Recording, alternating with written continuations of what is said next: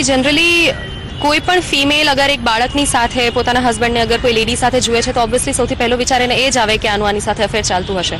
પણ હું છેલ્લા 6-8 મહિનાથી આ વ્યક્તિને ઓળખું છું અને અમે ઓફિસમાં બધા સાથે કામ કરીએ છીએ. પણ અગર કોઈને કોઈ ભૂખ્યાને ખવડાવવું કે કોઈ અગર પ્રોબ્લેમમાં છે, કોઈને સિમ્પથી આપવી કે કોઈને સાંત્વના આપવી અગર એક અફેરનું નામ છે તો આ વસ્તુ તદ્દન ખોટી છે. હું સ્ટડી કરું છું, જોબ કરું છું, ફ્રીલાન્સ કામ કરું છું અને આ બધી વસ્તુઓમાં પડવાનો સમય સુદ્ધા નથી. હું આ લેડીને થોડા દિવસ પહેલાં પણ મળી હતી અને મેં એને વ્યવસ્થિત સમજાવ્યું હતું કે તને જે ડાઉટ્સ જઈ રહ્યા છે એ બધા ખોટા છે. એ દિવસ પછીથી અમે લોકોએ ઓફિસમાં જ એમની સાથે વાત કરવાનું ઓછું કરી દીધું હતું. બટ સડનલી ગઈકાલે એવું થયું કે he has put down his papers. એમની પાસે જોબ નહોતી અને અગેન અમે લોકો 2-3 ફ્રેન્ડ્સ ભેગા થયા એમના માટે શોર્ટલિસ્ટ કરવા માટે. આટલી વાર થઈ અને રાત્રે બહુ લેટ થઈ ગયું હતું. 3:30 અરાઉન્ડ હી જસ્ટ કોલ્ડ અપ કે મને હવે ઘરે ખોલી નથી રહ્યા કે મને જવું નથી. સો ઓબ્વિયસલી અમે બધા હંમેશા એની વાઈફની સાઈડ લઈને એને સમજાવતા હતા.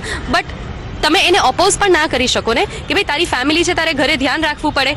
પણ એટ ધ સેમ ટાઈમ એ અમારો પણ ફ્રેન્ડ છે, અમે એને એવી રીતે પણ ના મૂકી શકીએ. સો ગઈકાલે જ્યારે આવું થયું કે અમે સાથે જમ્યા અને એ ઘરે જ રોકાઈ ગયો અને એની વાઈફ આજે સવારે આવી અને જોતાની વેત જે સૌથી પહેલો ડાઉટ જાય એ જ એમને ડાઉટ ગયો કે તમારો અફેર ચાલે છે. એટલે અત્યારે એણે કમ્પ્લેન કરી છે કે મને એવું શંકા છે કે તમારા લોકોનું અફેર છે. પણ મને એ લેડી પ્રત્યે કંઈ ગ્રજીસ નથી. મને ખાલી પ્રોબ્લેમ એ જ છે કે ફેક્ટ્સ જાણ્યા વગર આવી રીતે કોઈના ઉપર બ્લેમ કરવું એ ખોટું છે. અને આ જ અંગે વધુ વાતચીત કરીએ અમારા સંવાદદાતા સંજય ટાંક સાથે. જી સંજય, આક્ષેપો પ્રત્યે આક્ષેપો થઈ રહ્યા છે. આરજે સમીના પોતાના બચાવમાં સ્પષ્ટતા આપી રહી છે. અત્યારની શું માહિતી છે? જી બિલકુલ શિવાની, જે પ્રકારે રેડિયો એફએમ જે કંપનીમાં જે કામ કરતી આરજે તરીકે કામ કરતી સમીના શેખ છે કે જેને સામે વ્યભિચારની જે ફરિયાદ થઈ છે, વેજલપુર પોલીસ સ્ટેશનમાં ફરિયાદ થઈ છે અને તેમની જ કંપનીમાં જે સમીર સેલ્સમાં જે કામ કરતા સમીરના જે પત્ની છે શેરન મુનીર કે જેમણે આ ફરિયાદ નોંધાવી છે.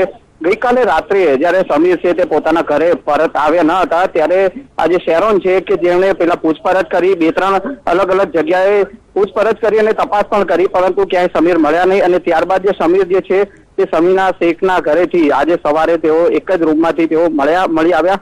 તેના પગલે જે હોબાળો મચ્યો અને ત્યારબાદ આખો સમગ્ર મામલો છે તે વેજલપુર પોલીસ સ્ટેશને પહોંચ્યો. હાલ વેજલપુર પોલીસ સ્ટેશનમાં ફરિયાદ સમગ્ર મામલાની ફરિયાદ થઈ છે. જે વ્યભિચારની જે ફરિયાદ છે તે સમીના શેખ સામે થઈ છે અને સમીના શેખ છે કે જે પોતાને નિર્દોષ ગણાવી રહી છે, તેઓનું કહેવું છે કે તેમની સામે જે પણ આક્ષેપ કરવામાં આવ્યા છે તે ખોટા છે. જી બિલકુલ સંજય, માહિતી બદલ આભાર.